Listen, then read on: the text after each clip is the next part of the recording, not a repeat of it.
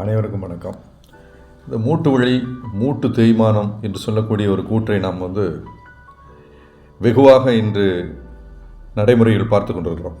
அந்த மூட்டு வலி, மூட்டு எலும்பு தேய்மானம் என்று சொல்லக்கூடிய அந்த எலும்பு தேய்மானத்தினால் தான் இருக்கிறதா என்பதை நாம் ஆராய்ச்சி செய்து பார்க்கும் பொழுது, அந்த மூட்டு தேய்மானத்திற்கு காரணமாக இருப்பது மூட்டில் ஏற்பட்டிருக்கக்கூடிய அலர்ஜி அல்லது மூட்டில் ஏற்பட்டிருக்கக்கூடிய வறட்சி என்று தான் சொல்ல முடியும். அடுத்ததாக அந்த மூட்டிற்கு தேவையான கால்சியம் சத்துக்களோ அல்லது அதற்கு தேவையான அந்த கால்சியம் சத்துக்கள் குறைபாடின் காரணமாகத்தான் அந்த வலி ஏற்படுகிறது, வீக்கம் ஏற்படுகிறது என்பது நமக்கு தெரியும். இது மட்டுமல்லாமல் இந்த நேரங்களில் இந்த மூட்டு வலியை நாம் எவ்வாறெல்லாம் சரி செய்யலாம் என்ற ஒரு எண்ணத்தை கொண்டு வரும் பொழுது, இந்த மூட்டு வலிக்கு கால்சியம் சத்து குறைபாடுன்னா விட்டமின் டி சத்துக்கள் குறையும் பொழுது கால்சியம் சத்து ஆட்டோமேட்டிக்காக அது குறையும் அப்படிங்கிறது நமக்கு நன்றாக தெரியும். அது மாதிரி இதை இயல்பாக கால்சியம் சத்துக்களை கொண்டு வருவதற்கு சில உணவுகள் நம்மளுடைய யூடியூப் சேனல்லே போட்டிருக்கிறோம், அதையும் நீங்கள் பார்க்கலாம்.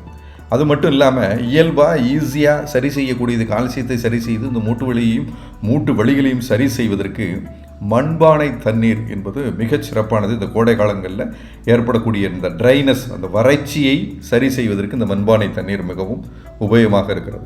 இப்போ இந்த மண்பானை தண்ணீர் அப்படிங்கிறதுக்கு நான் மூட்டு வலியை பல்வேறு காரணங்கள் இருக்கலாம். மருத்துவர்கள் சொல்வதை மூட்டு தேய்மானம் என்று நாம் செய்திருக்கிறார்கள் என்று நாம் அறிந்திருக்கிறோம். அந்த கால்சியம் குறைபாடும் அடர்த்தி குறைபாடு இருக்கிறதுனால இது ஏற்படுகிறது என்பதையும் இப்பொழுது பார்த்தோம். இயல்பாக இரத்தத்தில் BH அளவு 7.4 இருக்கணும். அப்போ இந்த BH வேல்யூ என்பது பொட்டன்ஷியல் ஆஃப் த ஹைட்ரஜன் அப்படின்னு ஒரு பொருள் இருக்குது. இது 7க்கு கீழே இருந்துச்சுன்னா, BH அளவு 7க்கு கீழே இருந்தால் அந்த பொருள் அமிலத்தன்மை உடையது, அதாவது ஆசிட் தன்மையாக இருக்கும் அப்படின்னு பொருள். அந்த பொருள் 7க்கு மேல் அல்லது BH அளவு குறைவாக இருந்தால், அதுக்கு மேல் கூடுதலாக இருந்தால் அது காரத்தன்மை அல்கலிக்காக மாறும் அப்படின்னு நம்ம பார்த்துருக்கோம். இந்த நமது இரத்தம் இப்போது இயல்பாக காரத்தன்மை உடையது. இரத்தம் 7.4 BH அளவில் உடையது. ஆனால் நாம் அருந்தும் பொருட்களில் குளிர்பானங்கள் அமிலத்தன்மை உடையவை.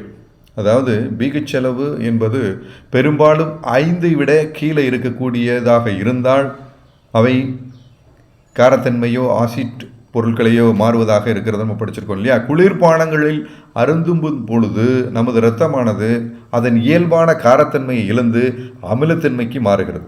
ஏன்னா குளிர்பானங்களில் மிகவும் குறைவாக இருக்கிறது BH வேல்யூ. அது மட்டும் இல்லாமல் இது தொடர்ந்து நடந்து கொண்டு இருக்கும் பொழுது அமிலத்தன்மை, இரத்தம் அமிலத்தன்மையாக மாறிவிடுகிறது. இவ்வாறு பல்வேறு உடல் உபாதைகளை இந்த இரத்தம் அமிலத்தன்மைக்கு மாறியதற்கு பிறகு ஏற்படுகிறது. இரத்தத்தை காரத்தன்மை உடையதாக மாற்ற கூடிய பொருள் கால்சியம். எனவே இந்த எலும்பு மற்றும் மூட்டுகளில் உள்ள கால்சியமானது